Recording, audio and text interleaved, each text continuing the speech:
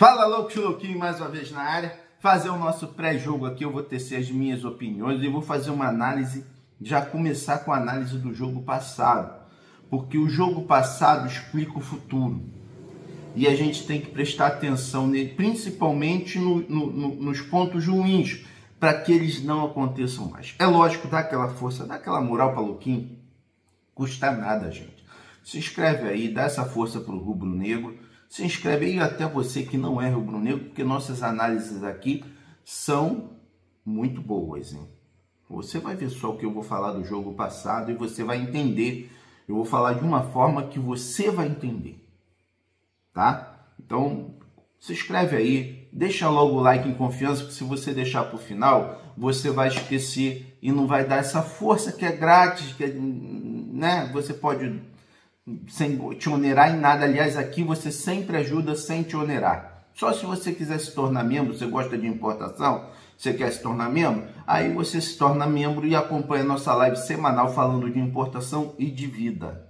Dando muito aí, sabe, uns pitaquinhos aí para você se dar bem trabalhando por conta própria, sabe, para você ter o seu próprio negócio. Então, se quiser se tornar membro, se torna membro aí, vem com a gente, que vale a pena também, muito. E se, Louquinho, eu não posso ser membro porque eu não tenho cartão de crédito, meu irmão, vou deixar o link dos aplicativos aí das lojas. Magalu, Amazon, AliExpress, Shopee, vai comprar qualquer besteirinha, guarda lá nas mensagens salvas do WhatsApp, do Telegram e entra pelo link que você vai estar dando uma força, sem te onerar nada. Tu não precisa mandar superchat nas lives, eu leio todos os comentários. Você não precisa me enviar Pix, Live Pix, Live Pix, nada disso. Eu leio tudo, sem exceção. Então, e respondo os comentários. Deixa os comentários aí que eu vou responder todos, sem exceção. Então, dá essa força. E vem aí aniversário AliExpress 11/11 do Shopee. Clica aí, lá embaixo, na nossa lista de canais de cupons. Entra para os canais de cupons, que você vai ter o melhor desconto. Ali são todos os cupons de todos os canais de cupom. Bom, já fizemos o nosso Faz-me Rir, que se faz necessário. Não estou te pedindo, não tem Pix na tela. Eu tenho, pelo menos eu tenho que te pedir essa ajuda aí, né? Sem te onerar nada. Vamos lá. Para a gente entender os próximos passos do Felipe Luiz como treinador do Flamengo, é bom que a gente volte para onde ele cometeu o seu primeiro erro. Que a gente retorne lá para a gente entender o que pode acontecer hoje. Então a gente tem que voltar no jogo contra o Fluminense e ver o que ele fez. O passo que ele fez é um passo muito comum nos treinadores que ele deu. É um passo muito comum nos treinadores de hoje em dia. E isso é que me deixou chateado. Por quê? Porque é aquela coisa de acomodar elenco. Sabe? Aquele negócio de acomodação de elenco, de querer estar bem com todo mundo, sabe? É nessa fraqueza que se formam as panelinhas e que os jogadores se criam em cima do treinador. É nessa fraqueza. Quando o cara demonstra essa fraqueza. E o que ele fez? Fabrício Bruno estava já insatisfeito, foi para a reserva. O Alan também já tinha rumores de que ele estava pedindo para ser negociado, como se fosse fácil negociar um cara ruim daquele que foi comprado por 50 milhões, arrumar quem dê duas balas, Juquinha e um bolete, sabe, daqueles pirulito bolete, porque é o que o Flamengo vai arrumar na melhor das hipóteses, que ganha 1 milhão por mês, né? O Alan Bundinha tinha que ter uma CPI para ver quem pagou isso daí. Foi o Sampaoli. Porra, contrato treinador ruim, ele vai escolher, vai indicar jogador ruim, irmão. Essa é a merda aí. Nem preocupado com a multa do Sampaoli, muito pior do que a multa do Sampaoli, são os 50 milhões e 1 milhão que sai todo mês da conta pro Alan Bundinha. Né? Então ele fez uma acomodação, ele trouxe o Léo Ortiz para a cabeça da área, para poder botar o Fabrício Bruno, e botou o Alan Bundinha, que alegando que o De La Cruz precisava de descanso, que o Pulgar precisava de descanso, sendo que a gente tinha o Everton, aquele Everton Araújo, que é muito melhor do que o Alan Budinha, no banco. E fora ainda tem o Ian Lucas, tem aquela garotada que joga muito mais e tem muito mais disposição. E ao fazer isso e manter o mesmo estilo de jogo, de pressão alta, foi aí que ele se lascou. Por quê? Começa o jogo do Fla-Flu, o Mano tenta surpreender, porque é típico desses treinadores como o Mano, que é um treinador assim, fraco, bem fraco. É típico deles achar que vai surpreender alguém. Então ele bota lá o Fluminense tentando marcar lá em cima, só que para você marcar em cima, tem que ser uma concepção de jogo e um time escalado para aquilo dali. Então logo o Flamengo toca a bola ali, sem o Fluminense não oferecer perigo nenhum e rompia a primeira linha facilmente e ia ao ataque facilmente. O primeiro tempo do Flamengo foi um primeiro tempo bastante razoável. Só que o Mano é fraco, mas não é trouxa.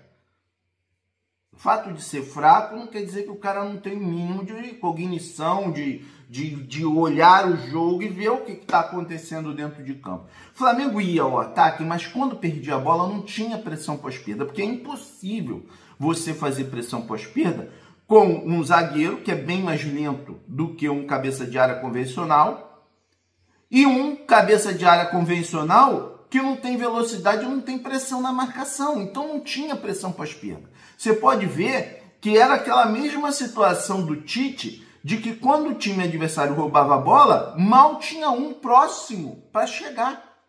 E o time jogava com um espaçamento maior do que as duas primeiras partidas do Felipe Luiz, porque não é questão de velocidade, é questão de concepção de jogo. O time não tinha pressão pós-perda. Então, toda a bola que o Fluminense roubava, ofertava o contra-ataque. Só que o time do Fluminense não estava montado para o contra-ataque. Porque não tinha o Arias. O Fluminense não estava montado para o contra-ataque. E aí começa o segundo tempo, o Mano viu isso. Falou assim, opa, se a gente pegar a bola lá, a gente vai na cara do gol. É só ter um jogador lúcido para isso. O que ele faz? Ele bota o Arias em cima ali do Ayrton Lucas, que nesses momentos, quando a marcação está desajustada, quando não tem gente de velocidade para chegar para dar um reforço na marcação, o Ayrton Lucas é o que se mostra menos preparado para encarar uma pressão em cima dele ali. E foi o que aconteceu. E aí vieram as substituições e cada substituição era pior, porque o Felipe não queria admitir o erro. Então ele fazia as modificações e demorou para fazer. Ele já deveria ter visto isso. Olha, eu não vou ter pressão pós-perda aqui. Se o Fluminense montar ali, se o Mano botar o Arias, eu vou ter problema. Se ele botar gente de velocidade, botar o Arias, botar o Cano, que mesmo com 35 anos tem velocidade, eu vou ter problema. Porque o Léo Ortiz e o Alan Budinha não vão chegar. Não tem pressão na marcação. Uma coisa é você marcar como zagueiro. Outra coisa é você marcar no meio de campo. Eu não vou ter pressão, não vou ter recomposição. E foi exatamente o que aconteceu. O Mano, que não é bobo, que não é bom, mas também não é bobo, botou o time do Fluminense, tirou aquela pressão que ele já tinha tirado quando ele viu que não tinha, que todas as bolas que o Fluminense roubava, o Fluminense progredia, rompia as linhas do Flamengo com facilidade, extrema facilidade, e aí ele simplesmente trouxe o Arias, botou o Arias no campo, fez mais umas duas modificações ali, deu uma pressão do lado do Ayrton Lucas e o restante a gente já sabe o que aconteceu. E podia ter sido até mais. Podia ter sido até mais. Né? Tamanho, porque aí as modificações do Felipe vinham e ele tinha ali meio que não podia mexer ali naquela estrutura que ele colocou para, sei lá, não admitir, apesar de que ele Ele, na entrevista, ele admite que errou. A escalação foi totalmente equivocada. Ele acerta a zaga com o Léo Ortiz, que é muito bom, é o melhor zagueiro que a gente tem no momento. Ele acerta a zaga e ele destrói o acerto dele. No esquema dele, infelizmente, Fabrício Bruno não joga. O Ala já nunca jogou. O Ala foi uma invenção da maluquice do Sampaoli, que os dois, o maluco do Braz também engoliu essa, porque não entendi nada de futebol. Não entendi nada. O que esperar para hoje? Hoje vai para campo o time principal, né? Com certeza o Pulgar vai jogar, o De La Cruz, né? O Arrascaeta. O nosso time tem um problema muito sério. Que problema é esse? A última bola. Nós criamos chances de gol que são chances de gol. Não são oportunidades de gol, aquela cara crachá. Sempre tem um monte de gente na frente, sempre a cabeçada tem que ser perfeita, porque se não for, não entra, porque está marcado. Nós não temos chances claras de gol. Por quê? Porque o nosso meio de campo não gera oportunidades claras de gol. Ele gera oportunidades, mas não aquela cara crachá. Você pode pegar aí. Pode pegar e ver. E isso em decorrência do quê? Por que isso? Aí a gente vai para as contratações mais uma vez. O Alcaraz, que jogou o jogo contra o Fluminense, é um rapaz bastante esforçado. Mas me parece no momento que ele é bastante esforçado só. Foi o que ele mostrou. No momento é só isso que ele nos ofertou. E a maior contratação da história do Flamengo. Foi outra contratação, a meu ver, muito mal analisada. Eu não quero nem julgar. O Alcaraz pode arrebentar, começar a arrebentar. Mas ele veio, teoricamente, para suprir uma carência nossa do meio de campo. Ele já está jogando até como segundo homem de meio de campo. O que seria um absurdo você pagar a nossa maior contratação da história, não ser um cara que seja de meio de campo, que chegue ao ataque e que faça gols. Esse valor, quem a gente trouxer, porque o retorno do Alcaraz, a partir, mesmo que ele venha a arrebentar, vai ser só técnico. O Flamengo não vai vender por um valor maior do que comprou o Alcaraz. Ah, mas louquinho, ele é bem novinho e tal, mas não vai vender. Ele já coleciona 2 insucessos lá fora, em times lá fora, na Europa. O Flamengo não vai arrumar mais do que comprou. Então o retorno do Alcaraz, ele tem que ser técnico. E pelo que eu vi até agora, como jogador de segundo homem de meio de campo, ele é fraco para marcar. E no ataque, ele ainda não conseguiu, sabe, criar uma boa oportunidade. O Arrascaeta também está numa fase terrível.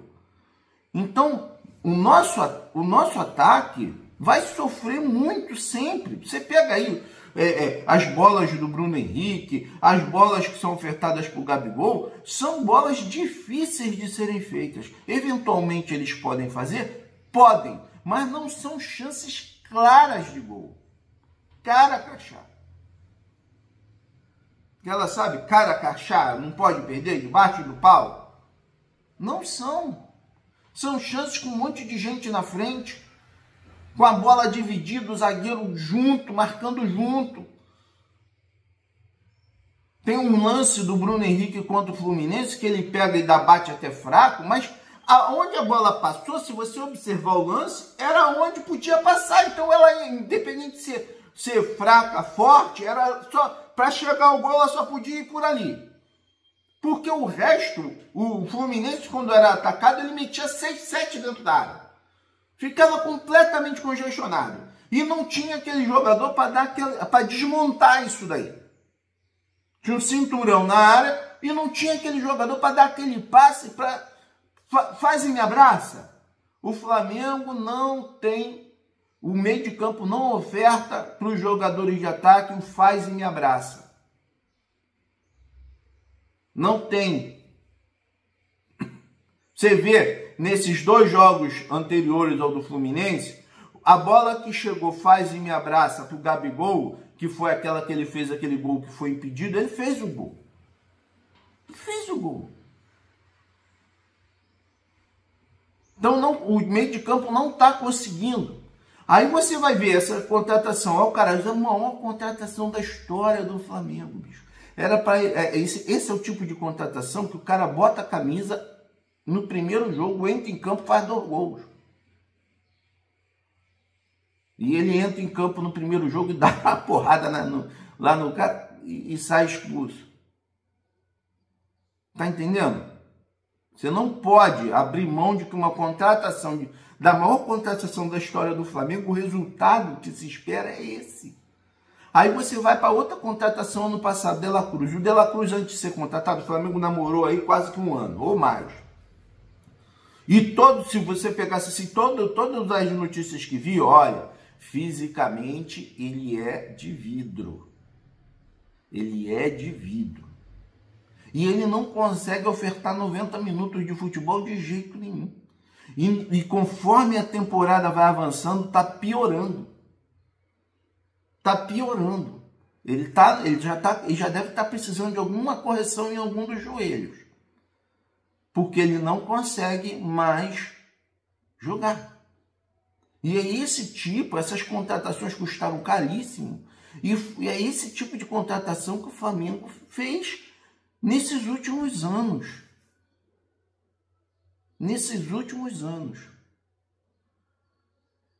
Enfim, hoje o jogo é completo. Eu espero que o Felipe Luiz tenha aprendido a lição. Não vai ser, vamos dizer assim, tentando conciliar jogador mimado, que a gente vai para frente. A gente sabe que teve muito disso nesses últimos anos. Tem que se impor, não serve, vai para ser negociado, dispensado, rescisão amigável, porque se você for cumprir o contrato do Alan Bundinha, por tudo, ele deve ter assinado por uns 3 anos no mínimo. Meu irmão, é desesperador, falta no mínimo 1 ano e meio, ou mais. Ou até mais, uns 2 anos de contrato. 2 anos a 1 milhão são 24 milhões, é mais 24 milhões de prejuízo. São mais 24 milhões de prejuízo. É melhor dizer assim, você está insatisfeito? Vamos assinar amigavelmente aqui, eu vou te dispensar, vou perder 50 para não perder mais 24. Eu vou perder os 50 que eu botei em você, mas não vou perder mais 24, procura um clube aí. É melhor, gente. Pelo menos não vai estar ali enchendo o saco, querendo tumultuar o ambiente. Fabrício Bruno é aquele caso que o Flamengo, quando chegou a proposta, qualquer um que entende, o Fabrício Bruno é aquele, pode ser até um zagueiro coadjuvante, mas Fabrício Bruno não vai. Se tu depender de Fabrício Bruno comandar uma zaga, nós estamos lascados. Não tem habilidade para isso. Hoje, o futebol de hoje requer saída de bola, já começar com a bola bem trabalhada desde lá do início, desde o goleiro. E o Fabrício Bruno não tem condições de jogar num esquema de ataque. Talvez num esquema de defesa ele até jogue, mas num esquema de ataque ele não joga. Não joga. E tomara, peço a Deus, que o Felipe Luiz não se sinta obrigado durante o jogo a colocar em campo Alan Bundinha, vai tirar alguém do meio de campo, dar um gás na marcação. Se você botar o Alan Bundinha, você vai acabar de lascar a marcação, porque não joga. Não joga porque é ruim e não joga nesse sistema porque é lento, não tem pressão na marcação. E você, quando perde a bola, quando você joga com linha alta, você tem que recuperar lá. Porque o time está todo avançado. Se você deixar a bola vir, vai vir completamente desguarnecido. Você pega os lances do Fla-Flu, você vai ver que os caras vinham no mano a mano toda hora, irmão. Aí o mano olhou aquilo dali, não é tão burro assim. O mano olhou aquilo dali e disse, opa, eu vou botar o meu melhor jogador para contra-ataque, que vai dar certo, vai dar bom, e deu bom. e deu bom. Então não tem como utilizar esses jogadores só numa eventualidade, numa contusão. E mesmo assim na zaga ainda é bem melhor o Davi Luiz, nesse esquema é bem melhor o Davi Luiz, mesmo já com as suas debilidades físicas, mas é bem melhor do que o Fabrício Bruno. É bem superior. E quando você bota Fabrício Bruno e o Léo Pereira, aí o Léo Pereira se perde também. Aí o Léo Pereira também vira um desastre.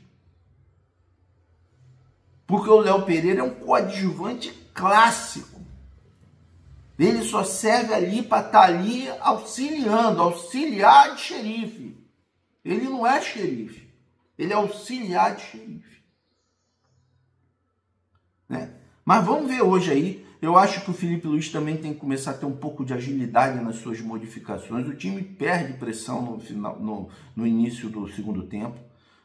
O Flamengo joga ali 10 minutos do segundo tempo e começa a perder o domínio do jogo, faltando gás. E o Felipe Luiz está titubeando muito para dar um gás novo, para tirar jogador. Sabe, o treinador ele não tem que ficar perguntando: fulano, como é que tá aí? O cara não vai dizer que tá fudido, tô fudido, tô no pó da rabiola, irmão.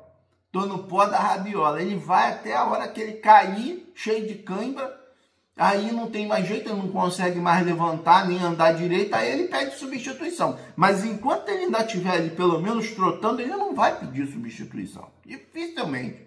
Mas o técnico tem que ter a visão, ver o que está acontecendo dentro de campo e olhar assim: pô, irmão, o fulano já não oferta mais a intensidade necessária. Vamos trocar. E isso tem que ser mais ágil.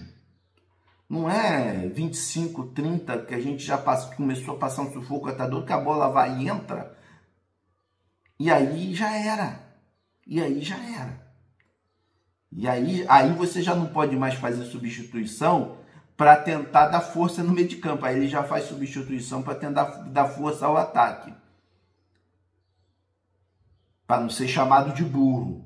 Quando na realidade, às vezes, substituir, reforçar a marcação no meio de campo significa dominar o meio de campo e você voltar a dominar o jogo.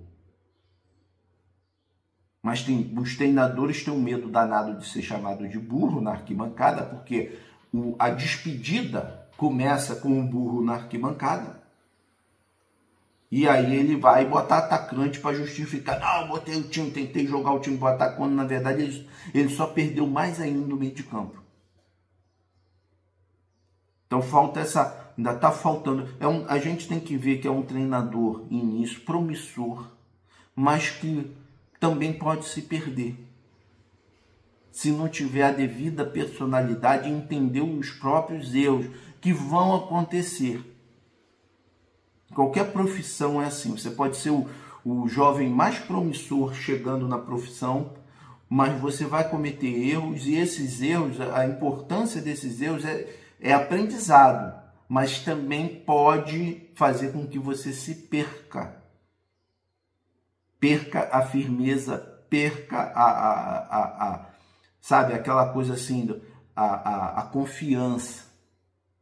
A confiança. E quando você perde a confiança, você vai perder a confiança do teu grupo também. Tá? Então hoje eu espero que o Flamengo proponha um jogo ao Corinthians. O Corinthians não é um time bobo. Aquele Garro que foi aí, teve dando sopa para o Flamengo, é um bom jogador.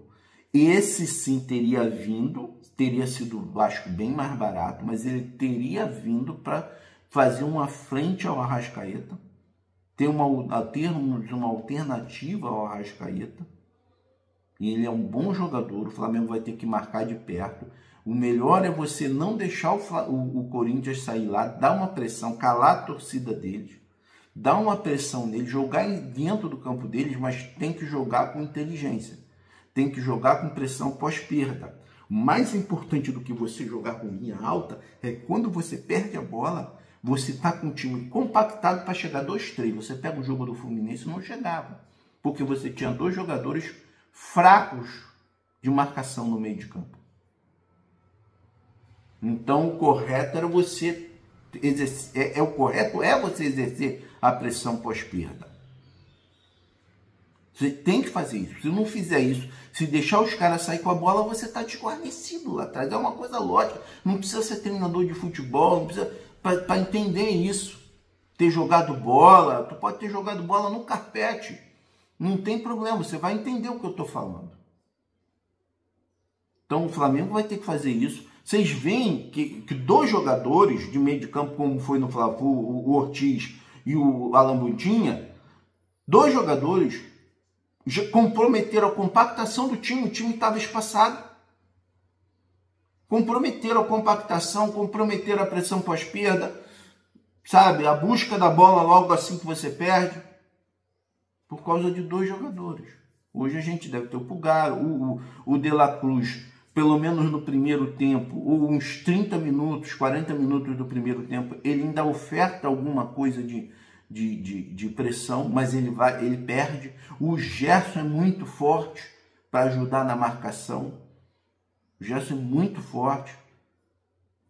Eu vou dizer com toda sinceridade, eu nesse jogo, eu ainda colocaria lá o Matheus Gonçalves no lugar do Arrascaeta. Tamanho é a situação ruim que o Arrascaeta se encontra. A fase ruim que o Arrascaeta se encontra. E o Matheus Gonçalves, ele tem condições, se você pegar no outro jogo, o jogo contra o Fluminense foi tão errado, foi tudo tão errado, que o time parece que começa num sistema posicional. Matheus Gonçalves preso lá na direita, fazendo as melhores, mesmo assim ainda fazendo boas jogadas, boas tabelas, mas preso lá. Aí o Fluminense tampa a marcação em cima dele, aí o Felipe Luiz não. Dá um pouco de liberdade, ele começa a sair para o meio, ele aparece até no lado esquerdo, começa a ter liberdade. E é ele que oferece as melhores oportunidades, mas ele estava jogando um pouco afastado da área. Quem estava jogando ali naquele setor era o Alcaraz, que não conseguia acertar passe de meio metro. O Alcaraz estava errando o passe da perna direita dele para a perna esquerda, irmão. Ele tentava tocar a bola para a esquerda, perdia a bola. Então, uma situação complicada. Mas quem deveria estar com liberdade de flutuar no meio de campo era o Matheus Gonçalves, que tem qualidade para isso. E eu acho que hoje ele está numa fase melhor do que eu acho que ele está terrível, que não consegue botar ninguém na cara do gol. Eu entraria com o Matheus Gonçalves. Eu entraria com ele. Mas isso quem vai escalar o Felipe, vamos esperar, vamos torcer que tudo dê certo, né? É o nosso pensamento. E, enfim, é só torcer agora, né, meu irmão? 4 horas da tarde vai ser tenso. Eu vou voltar depois do jogo, né? Provavelmente, se perder, eu volto num short, eu já explico a merda. Mas se a gente conseguir se classificar, eu vou mostrar aí o meu... Se perder, acabou. Se perder, acabou o ano. Não adianta eu ficar falando mais nada. Acabou o ano. É esperar que Landim e Braz sumam do Flamengo, cancela até título de sócio, não deixa mais entrar na Gávea, né? Não deixa mais entrar na Gávea, mas eu volto. De qualquer forma eu volto. No final do jogo eu volto. Seja para dar um bom final de ano para a nação rubro-negra, né? Pelo menos um final de ano aí, em outras coisas, sei lá, basquete, né? Cuspa a distância, alguma coisa. E se ganhar, a gente volta aí para ver as perspectivas, fazer a análise do jogo. Análise de derrota que encerra o ano não há necessidade, porque o ano vai ter acabado, né?